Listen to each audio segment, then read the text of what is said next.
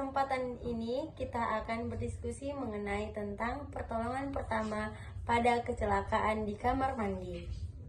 Tak kenal maka tak sayang, oleh karena itu saya selaku moderator Ayu Fitria Siregar dan dua rekan saya sebagai pemateri dalam diskusi ini.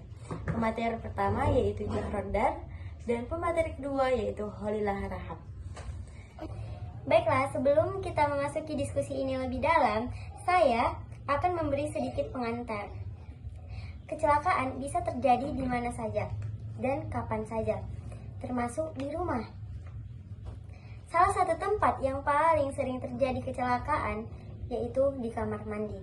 Tidak sedikit orang yang terpeleset ataupun terjatuh di dalam kamar mandi.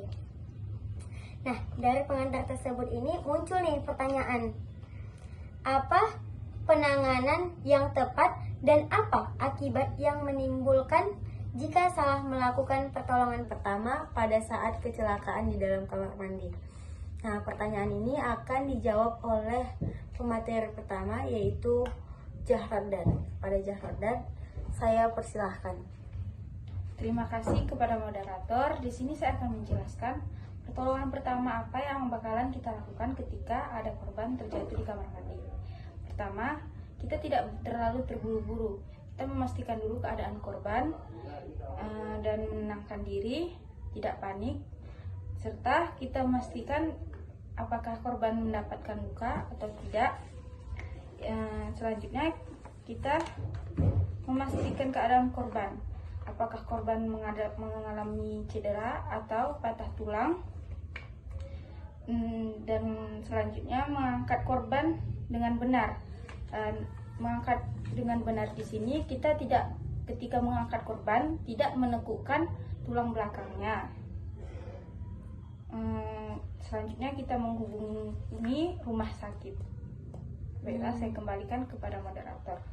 Terima kasih kepada Jahrodar. Dapat disimpulkan bahwa kalau kita melihat ada kejadian seperti itu, kita tidak boleh terlalu tergesa-gesa ya. Tidak boleh tidak boleh panik gitu. Dan melakukan pertolongan pertama ini harus dengan hati-hati karena apabila tidak hati-hati akan menyebabkan akibat yang fatal gitu. Bisa patah tulang, cedera kepala, dan menurunkan produktivitas. Nah, dari pembahasan itu timbul nih pertanyaan. Pertanyaannya, apa sih pencegahan agar tidak terjadi kecelakaan di dalam kamar mandi yang akan dibahas oleh pemateri kedua yaitu Holilah Rahab. Kepada Holilah dipersilahkan. Baik, terima kasih kepada moderator. Nah, mencegahnya yang pertama itu kita harus memasang pegangan. Umumnya kan banyak pegangan di kamar mandi. Selain pegangan pintu, padahal tersedianya pegangan dapat membantu orang tua menjaga keseimbangan dalam melakukan aktivitas di kamar mandi. Nah, sebaiknya tambahkan aja pegangan di samping bak mandi dan juga di dekat toilet. Yang kedua itu menjaga permukaan lantai tidak licin. Ya, kita harus rajin lah ya kan, membersihkan lantai, memberusnya. Yang ketiga, gunakan kursi mandi. Untuk mencegah orang tua terpeleset saat mandi sambil berdiri, sebaiknya sediakan kursi. Dan yang keempat, tinggikan dudukan toilet, yang dimana ini berfungsi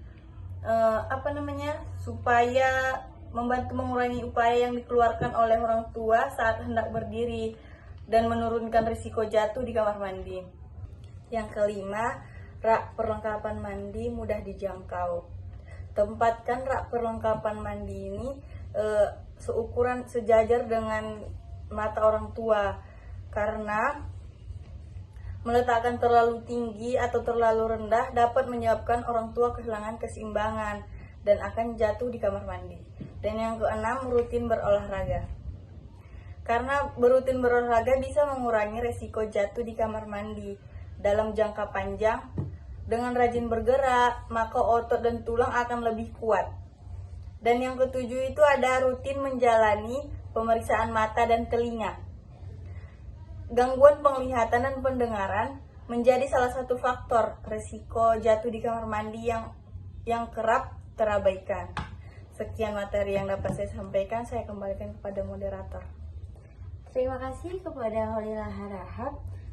Jadi kesimpulan pada diskusi kita hari ini yaitu menjaga kebersihan itu sangat baik ya, sangat dikedepankan agar tidak terjadi hal-hal yang tidak kita inginkan gitu. Sebab mencegah itu lebih baik daripada mengobati.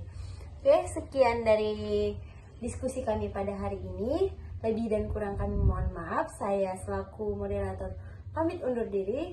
Wassalamualaikum warahmatullahi wabarakatuh. Salam solusi dari generasi lewat diskusi.